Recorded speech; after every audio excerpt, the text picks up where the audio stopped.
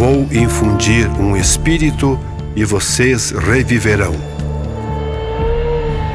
Apesar da advertência de Ezequiel e de outros, como o profeta Jeremias, o rei Sedecias recorreu ao Egito e tentou romper com a Babilônia a serviço da concentração do poder e da riqueza. O exército babilônico veio e destruiu Jerusalém, realizando a segunda deportação em 587 a.C. Maria Antônia, qual a situação dos exilados, ex-moradores de Jerusalém, na Babilônia e como eles reagiram? Quem já passou pela situação de exílio sabe o que é isso. A situação era de falta de esperança e desânimo. Ezequiel chegou a afirmar: nossa esperança se foi. Para nós, tudo acabou. Longe de Jerusalém, sem rei, sem templo, os judeus exilados corriam o risco de perder a sua própria identidade e a razão de viver. Ezequiel descreve essa realidade na visão simbólica dos ossos secos. A mão de Javé pousou sobre mim, e o Espírito de Javé me levou e me deixou num vale cheio de ossos. E o Espírito me fez circular em torno deles por todos os lados. Notei que havia grande quantidade de ossos espalhados pelo vale e que estavam todos secos. Nesse contexto de ossos secos, o profeta Ezequiel, formado na corte, anuncia em linguagem simbólica a conversão e a restauração do povo pelo Espírito, pela Ruá, pelo vento do Deus Javé. O Espírito transforma os ossos secos em cadáveres. Depois, os cadáveres em seres vivos, que marcham como um exército imenso. O Espírito penetrou neles e reviveram colocando-se de pé. Era um exército imenso. É a ação eficaz de Deus Javé que recria a vida, forma a consciência e organiza a ação comunitária. A visão dos ossos cobertos de espírito é para suscitar a esperança aos deportados de ontem e de hoje. Lá na Babilônia, além do grupo de Ezequiel, a elite governante havia outro grupo que foi deportado por ocasião da destruição de Jerusalém na segunda deportação.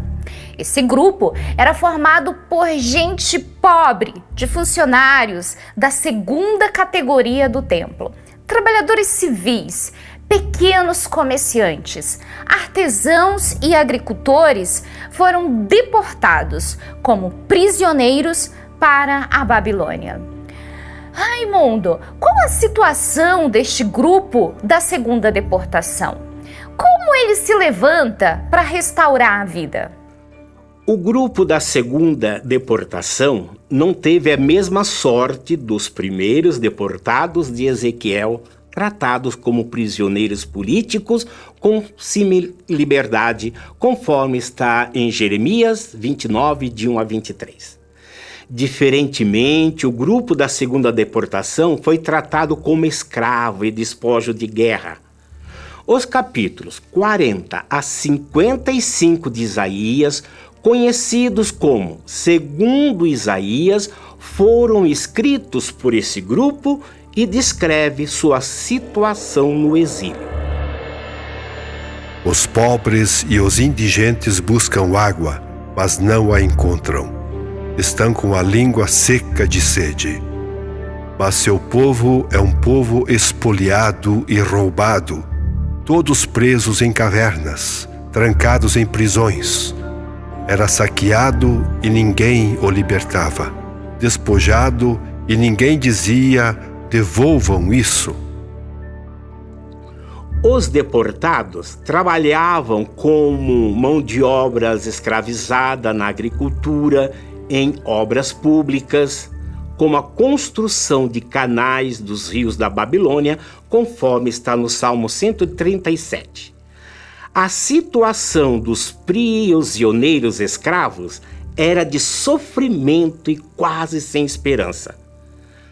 Foi nessa circunstância que o segundo Isaías, de linguagem tão humana, apresenta Javé como um Deus próximo, solidário e protetor, para que os próprios deportados sejam próximos e solidários, carregando o peso um dos outros e levantando-se para a vida e a libertação. Eu sou Javé, o seu Deus, que o sustento pela mão direita e lhe digo: não tenha medo, eu mesmo o ajudarei. Não tenha medo, vermezinho Jacó, bichinho Israel, eu mesmo o ajudarei, oráculo de Javé. Seu protetor é o Santo de Israel. A situação do povo de hoje não é diferente dos deportados na Babilônia. Guerras, violência, fome, mudanças climáticas transformam muita gente em deportados forçados e sofridos no mundo inteiro.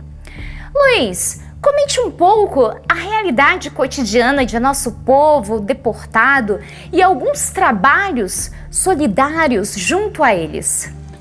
Em nossas cidades, há um número crescente de pessoas que sofrem, que vivem na insegurança e nas doenças do mundo do trabalho, migrantes e pessoas em situação de rua, vivendo de maneira muito precária, correndo vários riscos, vivem longe de suas famílias e muitas pessoas sem documento algum, sem perspectiva de vida, de mudança.